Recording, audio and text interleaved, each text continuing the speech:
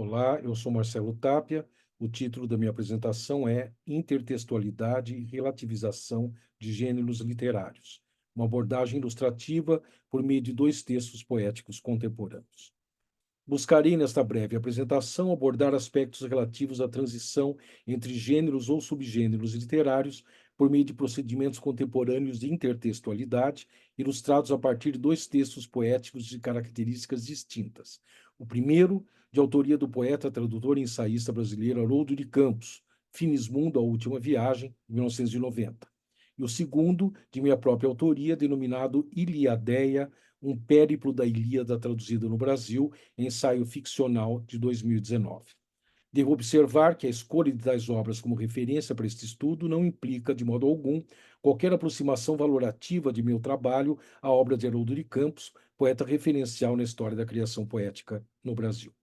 É preciso assinalar, inicialmente, sobre a referida intertextualidade, que melhor se adequaria à ótica que nos orienta, a noção de hipertextualidade, tal como proposta por Gérard Genette em seu livro Palimpsestos, a literatura de segunda mão, de 1982.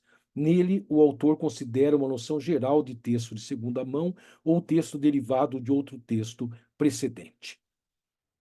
Sobre Finismundo, A Última Viagem, diz Haroldo de Campos: o embrião que me permitiu concretar, realizar o texto de Finismundo foi, curiosamente, um trabalho bastante técnico, um estudo intitulado L'ultimo viaggio d'Ulisse, no qual Darco Silvio Avalli se detém sobre o canto 6 do Inferno, canto no qual Dante propõe solução para um enigma que vinha da tradição clássica, o enigma do fim de Ulisses.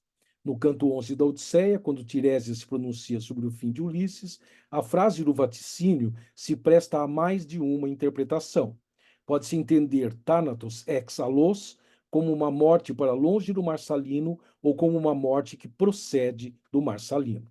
Essa citação é colhida no livro Sobre Finismundo, A Última Viagem, de 1997. Antes de prosseguirmos, contudo, com referências a Finismundo, será pertinente nos atermos a aspectos do pensamento de Haroldo de Campos expressos no ensaio Poesia e Modernidade da Morte do Verso à Constelação, o poema pós-utópico, integrante de seu livro O Arco-Íris Branco, Ensaios de Literatura e Cultura, publicado em 1997. O texto articula a constatação de que, abre aspas, ao projeto totalizador da vanguarda, que no limite sua utopia redentora pode sustentar, sucede a pluralização das poéticas possíveis, fecha aspas. Se a vanguarda rasura provisoriamente a diferença, a busca de uma identidade utópica, diz Haroldo, a poesia viável do presente seria uma poesia pós-utópica marcada pela pluralidade. Tal poesia da agoridade, como diria Haroldo, encontraria na operação tradutória um dispositivo crítico indispensável que permite, abre aspas, recombinar a pluralidade dos passados possíveis e presentificá-la como diferença na unicidade hic et nunc do poema pós-utópico. Sobre Finismundo, diz também Haroldo de Campos: imaginei Finismundo como um poema pós-utópico. Nele, a operação criadora é também uma operação tradutora. Pode-se entender, juntamente com seu autor, Finismundo como um texto resultante num processo ao mesmo tempo criador e tradutório, ou transcriador, que traduz a tradição reinventando-a. Faço referência aqui ao artigo Tradução, Ideologia e História, integrante do livro Transcriação, de 2013. Trata-se de um poema cujo teor épico se associa atipicamente à brevidade e à concisão, marcada pela evocação de elementos da tradição clássica, como as fórmulas da versificação homérica, da história da épica que perpassa Homero e Dante, da versificação tradicional e de recursos relacionados à poética de vanguarda no século XX.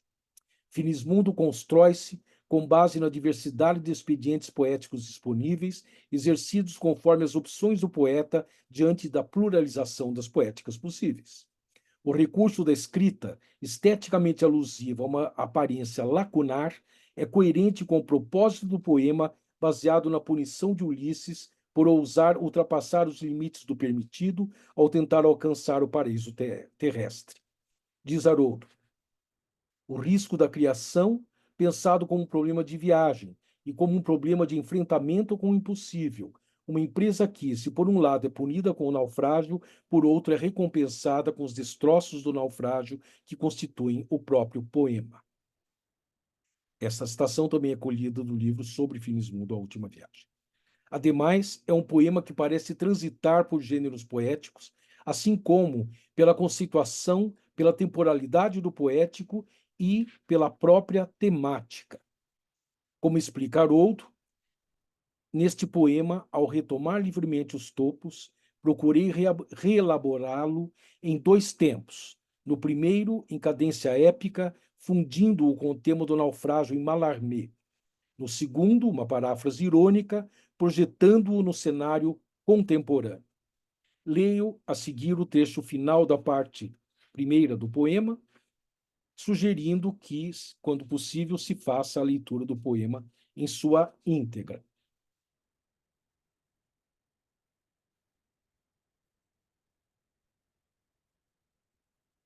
Na primeira tela são exibidas as edições em que apareceu o poema Finismundo, A Última Viagem. Ele foi Odisseu. Não conta a lenda antiga do Polímetes o fado demasiado. Ou, se conta, desvaira variando, infinda o fim. Odisseu foi, perdeu os companheiros. À beira vista da ínsula ansiada, vendo já o alcançável Éden ao quase toque da mão, os deuses conspiraram. O céu suscita os escarcéus do arcano. A nave repelida abisma-se, soprada de destino. Odisseu não aporta. Efêmeros sinais de um torvelinho acusam-lhe o naufrágio. Instam, mas declinam, sossobrados no instante.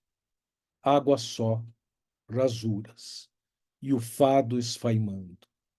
Última, Thanatos morte que provém do Marsalino, hybris. Odisseu senescente, da glória recusou a pompa fúnebre. Só um sulco cicatriza no peito de Poseidon. Clausurou-se o ponto. O redondo oceano ressona taciturno. Serena agora o canto convulsivo, o doce amargo pranto das sereias. Ultrassom incaptado ao ouvido humano.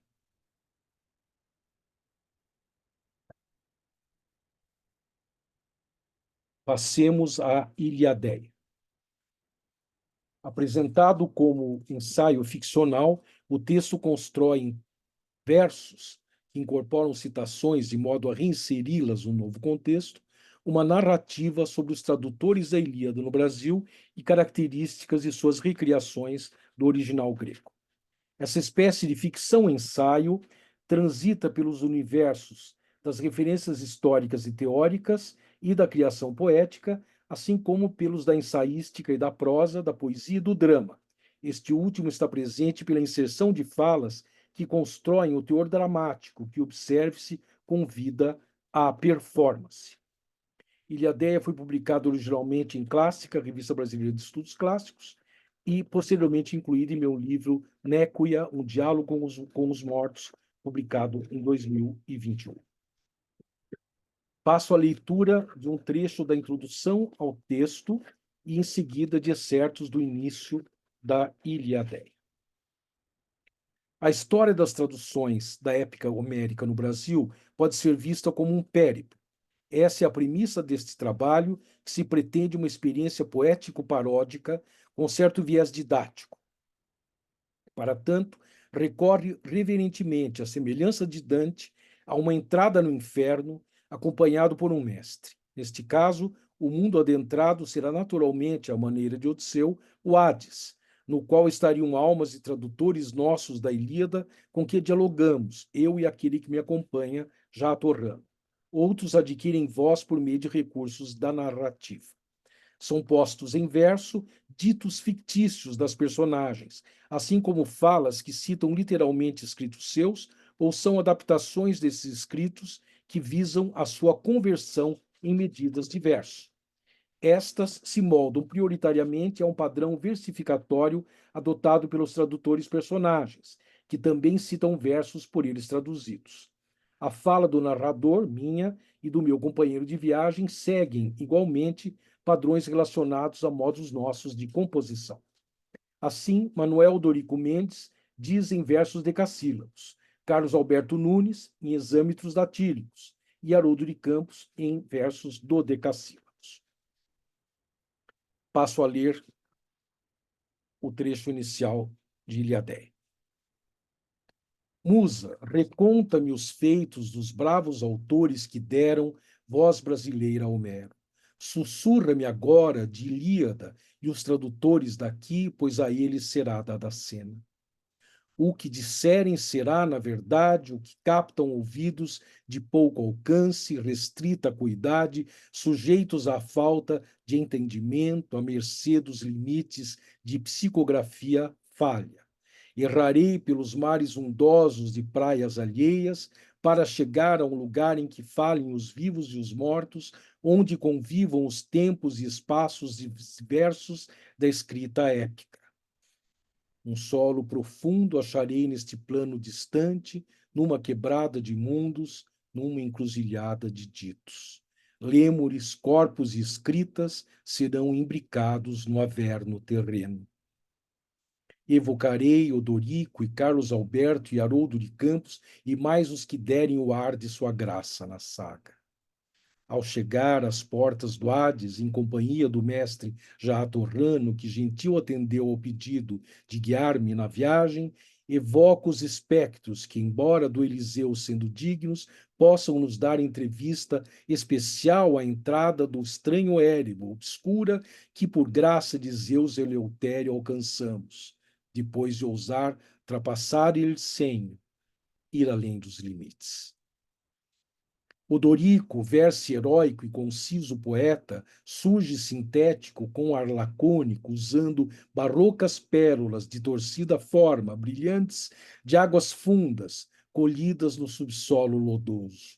Indagado das contas de Tom Cerúleo, expele duros versos guardados de cores escolhidos a dedo.